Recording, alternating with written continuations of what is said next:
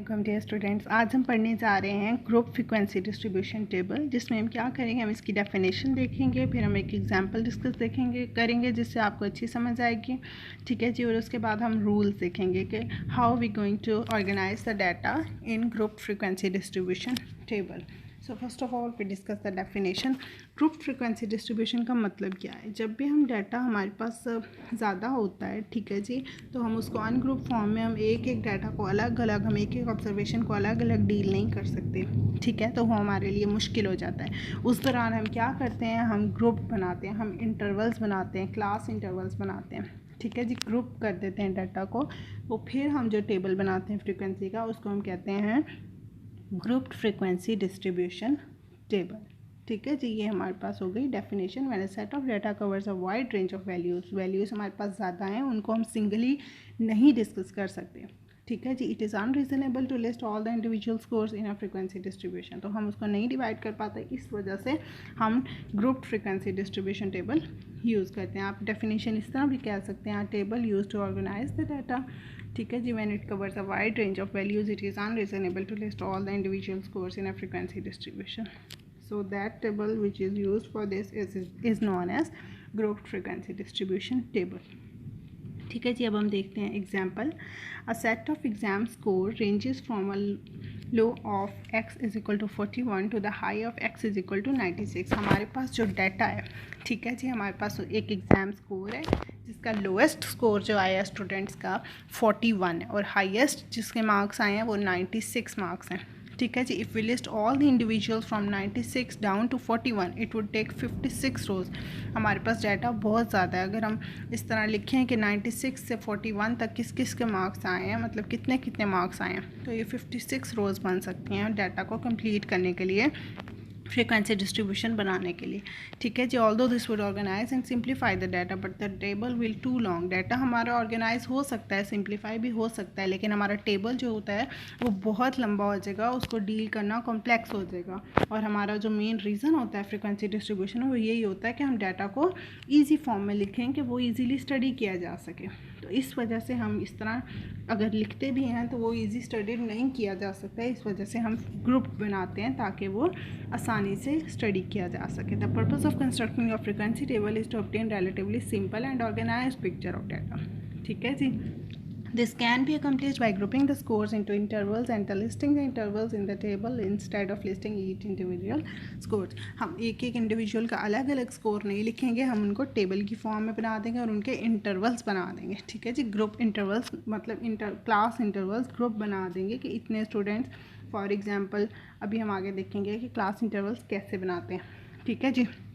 For example we would constructed the tables, और यहाँ पर टेबल है, table showing the number of students who had score in 90s, the number with scores in 80s। अब हम ये देखेंगे कि सिर्फ उनके नंबर ऑफ स्टूडेंट्स लिखते हैं, मतलब उतने स्टूडेंट्स के नंबर लिखते हैं जिनके मार्क्स 90s में आ रहे हैं। ठीक है जी। हमने 90s का एक इंटरवल बना दिया। इसी तरह वो स्टूडेंट्स जिनके 80 से लेकर 90 तक आ रहे हैं, फिर उनके उसमें लिख देंगे। फिर जिन स्टूडेंट्स के 70 से 80 तक आ रहे हैं हम उसको उसमें लिख देंगे। जिस तरह हम ग्रेडिंग करते हैं, ग्रेडिंग इसी बिहाफ पर होती है कि 90 से जितने अबव होते हैं उन सब का A+ हो जाता है। इसी तरह जो 80 से अबव होते हैं उन सब का A हो जाता है, 75 तक B हो जाता है। इसी तरह जो हम ग्रेडिंग हो रही होती है वो इसी लिहाज से हो रही होती है, ग्रुप फ्रीक्वेंसी डिस्ट्रीब्यूशन के through. This is called group frequency distribution table. तो इस टेबल को हम क्या कहते हैं, group frequency distribution table, because we are presenting group of scores rather than individual scores. हम इंडिविजुअल स्कोर्स नहीं, हम अलग अलग नहीं स्कोर्स प्रेजेंट कर रहे होते, हम ग्रुप की फॉर्म में प्रेजेंट कर रहे होते हैं। ठीक है जी। द ग्रुप और intervals are called class intervals, और जो हम ये ग्रुपिंग करते हैं, हम जो इंटरवल्स बनाते हैं, इनको हम क्या कहते हैं, क्लास इंटरवल्स। अब हम डिस्कस करते हैं रूल्स। ठीक है जी। रूल्स के हम कैसे डाटा को ऑर्गेनाइज करते हैं। There are several rules to help guide you in construction of grouped frequency distribution table. These rules should be considered as guidance rather than absolute experiment, but they do help to produce a simple, well organized and easily understood table. ये rules क्या करते हैं, ये हमें help करते हैं कि हम एक अच्छा organized और आसानी से समझा जाने वाला टेबल जो है वो बना सकें, ग्रुप फ्रीक्वेंसी डिस्ट्रीब्यूशन जो हमने टेबल बनाना है। ठीक है जी। Rule number 1, the group frequency distribution have about 10 class intervals. हमें क्या करना चाहिए, हमें अच्छा जो हमारा फ्रिक्वेंसी डिस्ट्रीब्यूशन टेबल होता है उसके अंदर 10 क्लास इंटरवल्स होने चाहिए। ठीक है जी। If a table has more than 10 class intervals, it becomes complex and defeat the purpose of frequency distribution। अगर 10 से ज़्यादा क्लास इंटरवल्स बनते हैं तो हमारा जो बेसिक पॉइंट होता है इसको बनाने वाला कि हम इजीली डाटा को आसानी से जल्दी से समझ सकें, तो वो पर्पज़ ही ख़राब हो जाता है।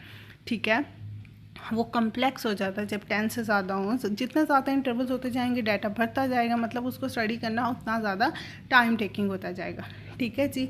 सो 10 इंटरवल्स वाला जो डाटा होता है वो बेस्ट होता है। On the other hand if you have few intervals you begins to lose information. अगर हम बहुत ही कम इंटरवल्स बना देंगे, ठीक है, हम बहुत ही कम बना देते हैं, तो उससे क्या होता है कि हमारा डाटा जो होता है वो मतलब लॉस्ट हो जाता है। हमें बीच में समझ ही नहीं आती कि मतलब कम हो जाता है, डाटा कम से कम होता जा रहा है, तो वो डाटा को हम लूज़ कर देते हैं। इसलिए हमें बैलेंस फॉर्म रखनी चाहिए कि हमें कुछ डाटा पता भी चल जाए और जो नहीं इंपॉर्टेंट है वो स्किप हो जाए। ठीक है। In short, too few and too many intervals the table will not provide a clear picture. जब हमारे बहुत ज़्यादा इंटरवल्स होते हैं या बहुत कम इंटरवल्स होते हैं तो वो दोनों ही सही नहीं होते, हमें एवरेज रखना चाहिए। If you are constructing a table you probably will want 5 to 9 intervals. 5 to 9 intervals हमारे पास बेस्ट होते हैं जब हम सिंपल कोई टेबल बना रहे होते हैं। और अगर कोई साइंटिफिक रिपोर्ट है, ठीक है, उसमें हमें डाटा ज़्यादा ऑथेंटिक देना होता है, सही देना होता है, तो इसकी वजह से मतलब हमें ज़्यादा इन्फॉर्मेशन देनी होती है, तो वहाँ पर 12 to 15 इंटरवल्स बेस्ट होते हैं। ठीक है जी। ये हमारा रूल नंबर 1 था इंटरवल्स को लेकर के। क्या होने चाहिए, क्लास इंटरवल्स बैलेंस होने चाहिए, ना ज़्यादा होने चाहिए ना कम होने चाहिए। उसके बाद आता है rule number 2, the width of each interval should be relatively simple number. जो हमारी इंटरवल्स की विड्थ होती है, ठीक है जी, विड्थ क्या, इन इंटरवल्स का आपस का जो डिस्टेंस होता है, ठीक है, वो सिंपल होना चाहिए। 2, 5, 10, 20 ये बेस्ट होते हैं। फॉर एग्जांपल एक हमने इंटरवल बनाया, ठीक है, स्टूडेंट्स का, फॉर एग्जांपल 1 to 5 का, रोल नंबर 1 to 5, ठीक है, तो हमने 50 स्टूडेंट्स को ऑर्गेनाइज़ करना है। ठीक है, तो यहाँ पर हम क्या करेंगे, हम जो इस तरह नहीं कर सकते कि मतलब हमने एक ग्रुप बना दिया, हम इस तरह बना रहे हैं कि 1 to 8 roll number, then 9 to 16, और फिर इस तरह हमने 8 का डिस्टेंस रख दिया, हम 3 का रख दें। इस तरह हमारा डाटा कन्फ्यूजिंग हो जाता है। ठीक है, उसकी बजाय अगर हम 5 to 10, अब देखें हमने क्या करना है, 50 स्टूडेंट्स का डाटा बनाना है। ठीक है, तो हम 5 का डिस्टेंस ले सकते हैं। 5 का अगर हम डिस्टेंस लेंगे तो हमारा डाटा प्रॉपर होगा। ठीक है, हमारे इंटरवल्स भी ठीक हैं, 10 आ रहे हैं वो ठीक होंगे, हमारा आपस का जो डिस्टेंस आ रहा है इंटरवल्स का, जो विड्थ आ रही है उनकी, वो क्या होगी, वो भी बैलेंस होगी अगर हम 5 रखते हैं। ठीक है, 1 to 5, then 6 to 10, 11 to 15, 16 to 20 and so on. इस तरह हम एक बैलेंस्ड फॉर्म में डाटा रखते हैं जिसमें इंटरवल्स भी अच्छे हों और विड्थ भी अच्छी हो। Would be the great choice for the intervals with. ठीक है जी।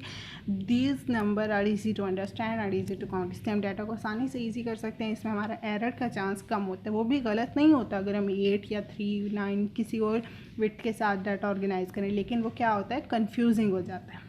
ठीक है जी।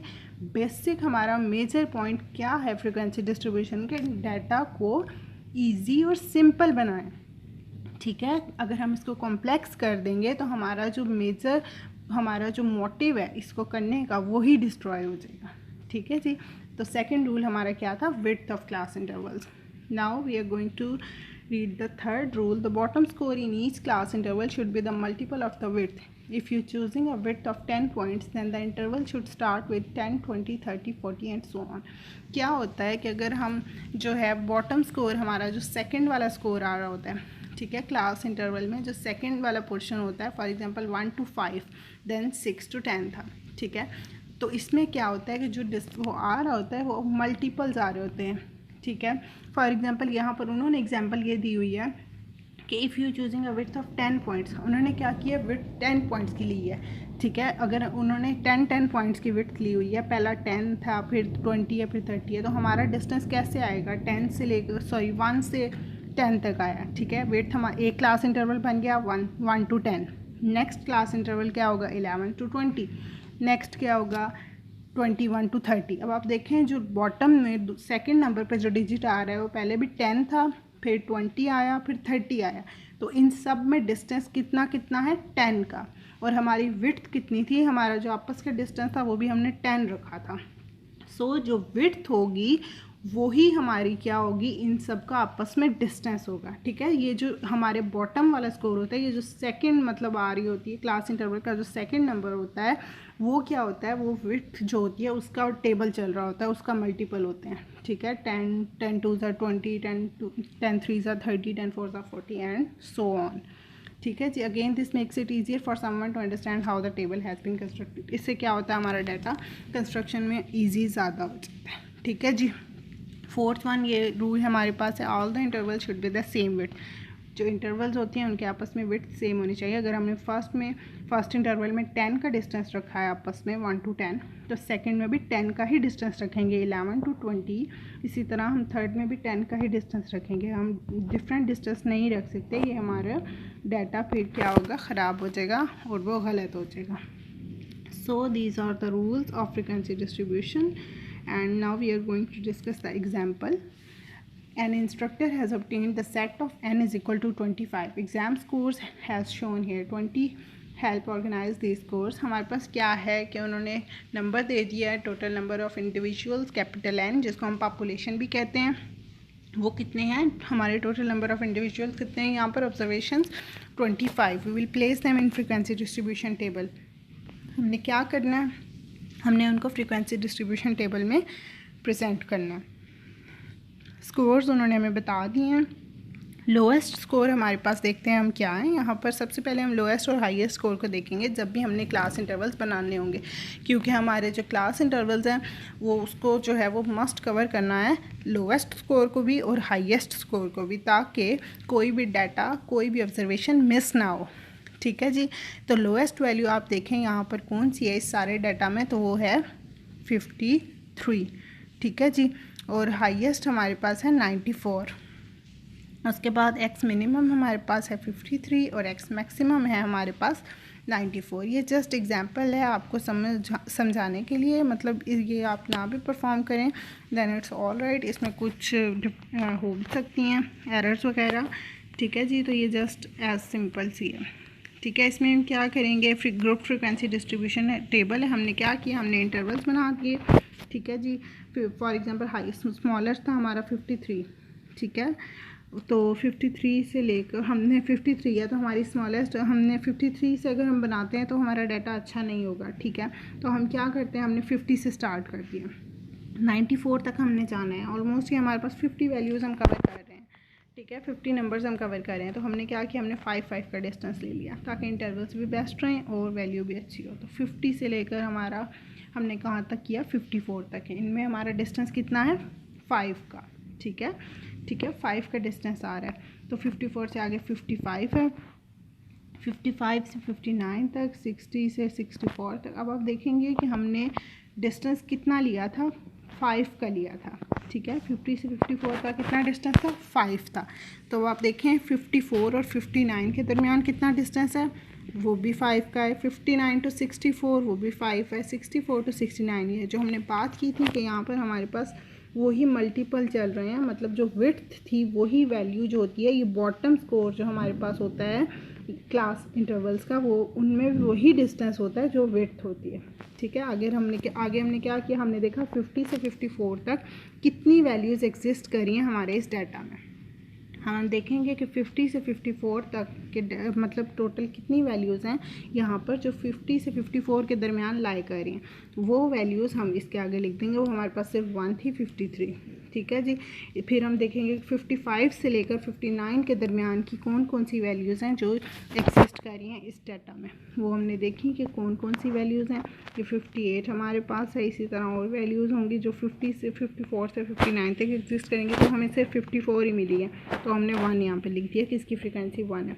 60 से 64 तक हम देखेंगे, हमारे पास आ रही है वैल्यू 69 है, 61 है, ये 60 है लास्ट में। तो हमारे पास 3 वैल्यूज़ हैं जो 60 से 64 तक एग्जिस्ट कर रही हैं, तो हमने फ्रीक्वेंसी में 3 लिख दिया। इसी तरह हम सारा डिस्ट्रीब्यूशन करेंगे और हमारे पास क्या बन जाता है, group frequency distribution table. So that's all.